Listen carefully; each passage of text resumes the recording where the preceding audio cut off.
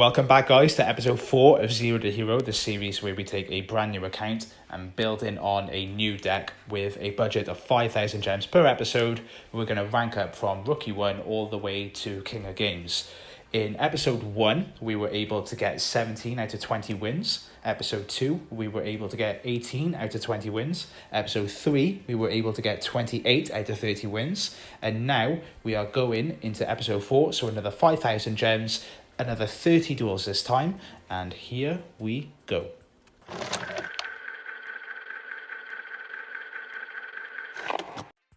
So the only thing I'm going to show you here is just my gems. I've got 9,999 and just the character levels.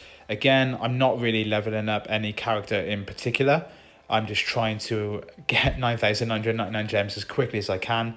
So as soon as I get a character to level 30, I am just starting over with a new one. And I have some gems rolled over, as you can see there, about 17 pages worth. So yeah, pretty decent amount. I don't know how many I've got in excess. It's probably about 2,000 or 3,000 or something. But all I've been doing is just leveling up characters every time that there are people to fight. The Vagabond, for example, that's all I'm doing, is just leveling them up as quickly as I can. And you'll see I am also currently gold rank level 4. Now to pack openings.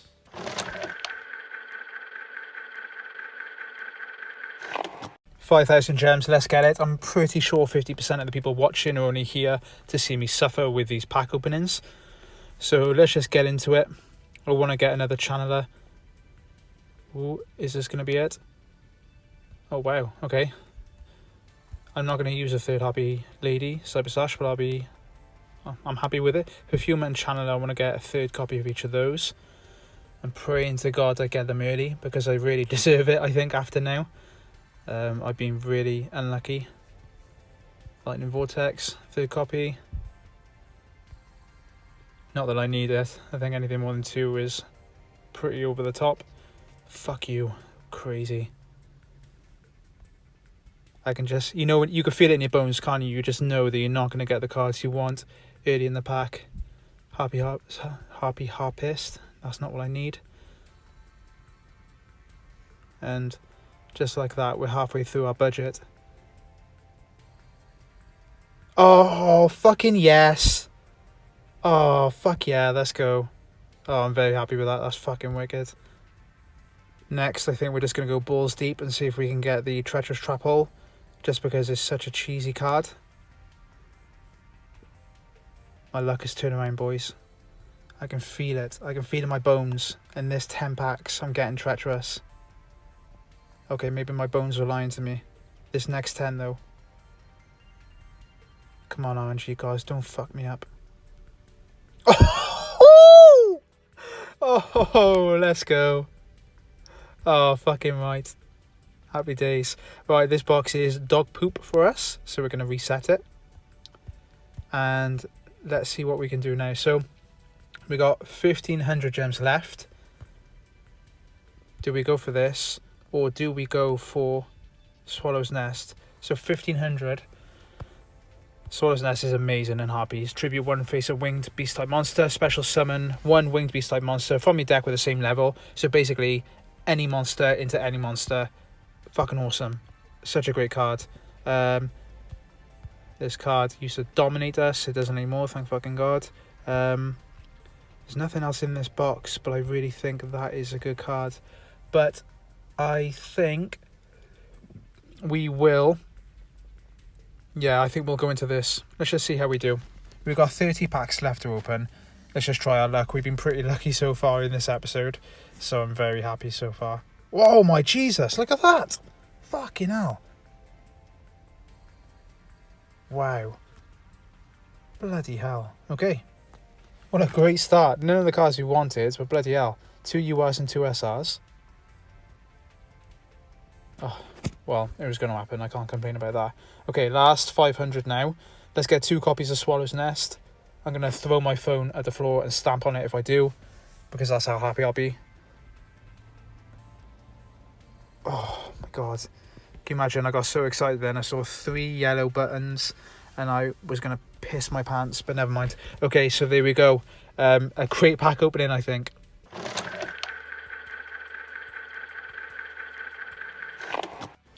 So here's our deck list from episode 3, and our deck list for episode 4 is looking much better. So now that we were able to get our third channeler and perfumer, the deck is as consistent as I think it can be. I think this is a perfect monster lineup, to be honest.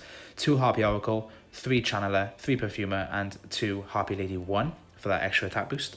Then for our spells, we got 1 Harpy Lance, 1 Forbidden Lance, sorry, not Harpy Lance.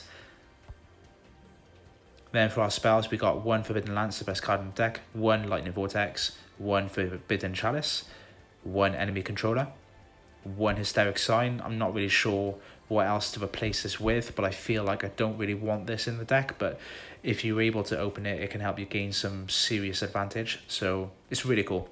Then we got our standard 1 Harpy's Feather Rest, 2 Elegant Egotist, don't need to mess with that, and then we got 1 Light Imprisoned Mirror, and finally 1 Treacherous Trap Hole, the best trap in the game, which is why it's limited to 2. Semi-limited. So we got then 2 Cyber / Harpy Lady in the extra deck, we got 1 Abyss Dweller, 1 D'Augusto Emerald, 1 Malevolent Sin, 1 Steel Swarm Roach, amazing against synchro decks, and the final card is Photon, Papillon Operative. Doesn't really come up all that often, but it can help you get extra damage on board. So, pretty cool. And that's it, over into the duels.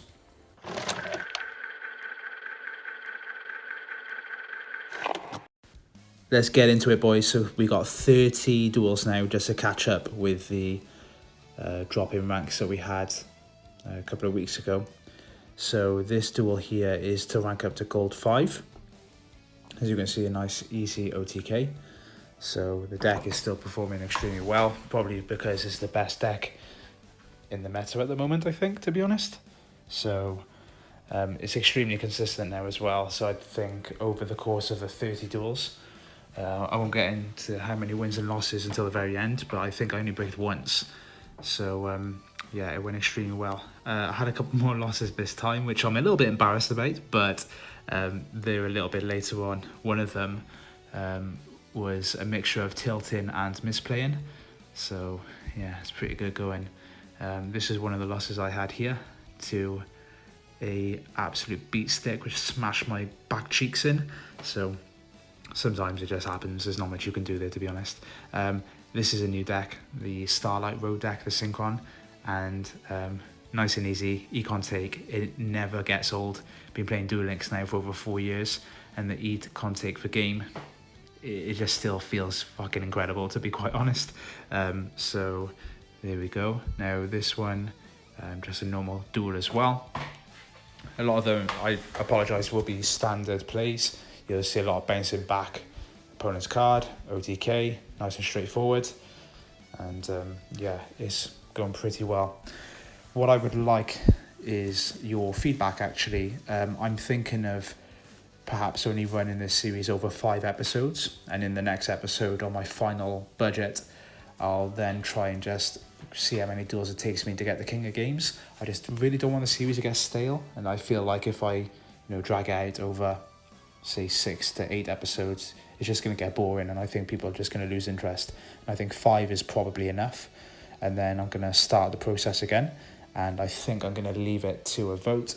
I've got some decks in mind, like Evil Eye, Grand Maju, even the new Synchro deck, with a budget still in mind, but maybe involve a little bit of money this time. Just see how it goes, really. What deck would you like to see? I would probably want to see a more rogue style deck, but again, it's going to involve a lot more duels because you're going to be losing a lot more. What I didn't anticipate when I started this series was how powerful Harpies would be. To be honest, I've pretty much steamrolled my way up to gold, which is where I'm at now. I think perhaps we're on gold 6, we may have gone past it. So yeah, just let me know what you guys think, really. Are there any changes? You want me to slow down the duels and do like live replays instead of just, just like flying through the duels as fast as we can? We'll go gold 7 now, lovely jubbly. So that is our 9th duel, so this is our 10th here. And this just highlights the strength of this deck versus pretty much any other. Bounce that synchro monster back, and then you win, because they just can't do fuck all else. So that's pretty much it. So yeah, that's pretty much my thoughts on the deck. I really like it. I still find it really fun, actually. It's a nice combo deck that doesn't take too long to get the combos going. You can come back from a weakened position as well sometimes. So if you have a Harpies Perfumer, that can often be enough to bring you back into the duel if you're in a losing position. And yeah, there you go. Nice easy combo, bouncing back, get another Harpy Lady on the field, and that is OTK again, right there. Ooh, Platinum 1, baby. This is where we actually start to see some more competitive decks, even though I just absolutely won for doing fuck all there. So perhaps that was a bad example. But Forbidden Lance absolutely coming in clutch. You see this quite a lot, which is quite nice actually. So it's not as time wasting as you get into perhaps the platinum and higher ranks. People, if they feel like they're losing, they just won't let you finish the game. They'll just back out and surrender, which is a lot nicer actually. If you haven't got much time, sometimes some duels can go on for 10 to 15 minutes. It's a fucking ball ache, to be quite honest with you. So it's nice to see people, back out when they know they're losing. Like that guy does it, Jesus Christ. Looking back on these, I didn't realise how many people actually just kind of auto-surrendered. There's another one, bounce it back, Necro, Valley, doesn't matter. Gravekeeper deck, it doesn't matter what this deck is going down the pan because I'm going to smash his or her back cheeks, and that is pretty much that duel. So yeah, I think, to be honest with you, the best card in this deck is Forbidden Lance. I'm a little bit gutted I've only got one copy because it just comes in so clutch. A Karma Cut will ruin this deck's day, and being able to just Forbidden Lance and protect your monster, excellent. I would like to get another copy of it, but just depends how many gems we got left available. There you go, another surrender. Happy days. Lightning Prison Mirror. Didn't come in as clutch this time. Didn't face that many Blue Eyes decks. It kind of dropped off the ladder a bit. Now that the Forbidden Unlimited list has come into play, I'm not seeing as many of the decks, though I did come up against a Blue Eyes in this run, and it really caught me off guard. Running the Azure Eyes over the Melody of Awakening Dragon. Just wasn't prepared for it, and I didn't really have a way to get around it. And this unfortunate soul, I faced this Phoenix, I think his name is, faced him twice on the trot, and I was able to beat him both times. So unfortunately for him, he had a bit of a rough day because he played against me twice and lost twice. And there you go, I think we rank up to Platinum 3 now. There we go. So we're on Duel 22, and I've got it all in front of me. So this one, Dark World, he had two 2700 monsters out on the field, but for some reason he overlaid them into this Summon Skull monster, which is, his effect doesn't really do anything. It just protects itself from targeted destruction, I think. So I'm not really sure why he went for that play over just keeping two big monsters on the field. There you go, Treacherous Trap Hole showing you why it is limited to 2, because it's unbelievable. So that is Duel 24, I think. And then Kai Kenju. Yeah, you can see he just passed his turn, so I was able to just, pop off and standard plays go in for OTK. Now, this next guy that I played against was what are they called?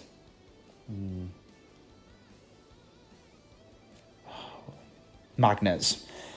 He was probably the best magnet player I've ever played against. Now, I made a bit of a cock-up, and as you can see there, I returned my own Cyber/Harpy Lady back to the extra deck. I had enough damage to go into lethal, but I made a misplay and I basically paid for it.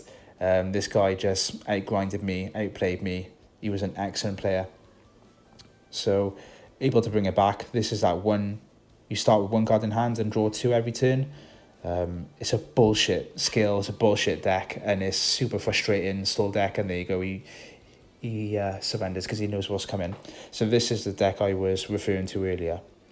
He had Azure Eyes on field, and I unfortunately activated Cyber/Harpy Lady, wasn't able to target them, so I had to bounce myself back to the hand, or back to the extra deck, and then I just got OTK'd.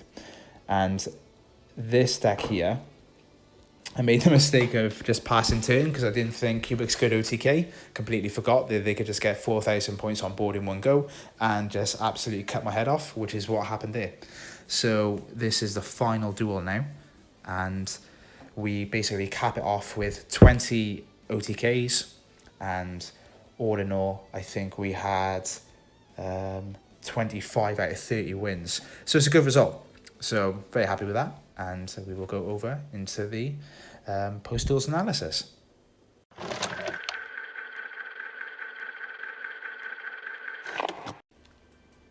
So we're back with the deck now, and out of our 30 duels, we had 25 wins, and 20 of which were one-turn kills. So that being the opponent had full life, and then within one turn, we was able to kill them in one go. And we only bricked once, so that is unbelievable in my opinion. So good. So I don't think we need to mess with the monsters, but I think we do need to change some things within the deck.